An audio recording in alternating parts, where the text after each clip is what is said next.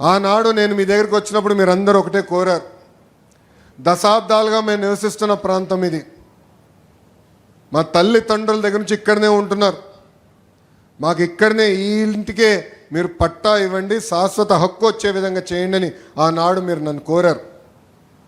నేను ఆనాడే చెప్పా, మొదటి సంవత్సరంలోనే ఒక విడత నేను చేస్తాను.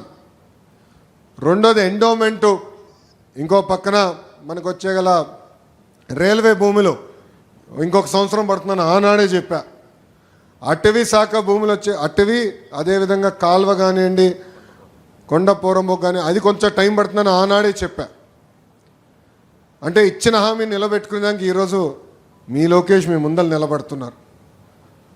వేదికమైన నాయకులందరూ, అంటే Telugu Desam party, Janasena party, Bharatiya Janata party నాయకులందరూ కలిసికట్టుగా అధికారులతో వచ్చి మీ ఇంటికి వచ్చి కొలతలేసి మీ దగ్గర నుంచి ఒక కప్పు టీ తాగలేదు, ఒక బాటిల్ నీరు కూడా తీసుకోలేదు తల్లి.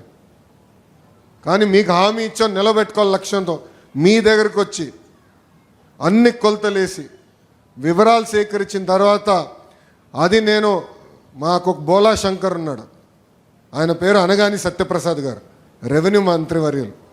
ఆయనకి చెప్పి అన్న ఇది ఉంది, మా మంగళగిరిలో ఈ సమస్య ఇట్లా ఉంది, మీరు అన్ని రకాలుగా సహకరించాలి, ఇది కేవలం మంగళగిరికే కాదు రాష్ట్ర ప్రజలకి పనికొచ్చే జియో అవుతుంది, దయచేసి మీరు కూడా సీరియస్గా తీసుకోమని అంటే ఆయన ప్రోత్సాహం మేరకు ఈరోజు మొదటి విడతలో సుమారుగా అంటే ఇంకా రోజు రోజు పెరుగుతున్నాయి, కానీ ఇప్పటికీ దాదాపు 3200 కుటుంబాలకి ఉచితంగా ఇంటి పట్టాలు ఎన్డీఏ ప్రభుత్వం అందజేస్తాం జరుగుతుంది.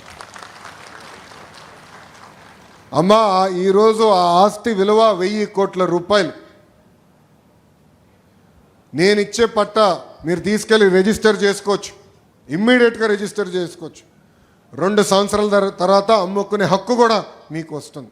అంటే శాశ్వత హక్కు ఈరోజు ఎన్డీఏ ప్రభుత్వం మీకు అందజేస్తుంది. ఇది మనందరికున్న దశాబ్దాల కళ. మీరందరూ నాకు చెప్పింది ఈ విషయమే.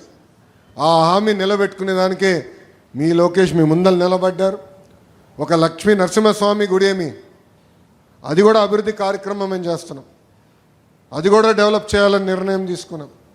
భూగర్భ డ్రైనేజ్ విషయం ఇప్పుడే చెప్పా, పార్కులు చెరువుల విషయం చెప్పా, 100 పడకల ఆసుపత్రి విషయం చెప్పాను.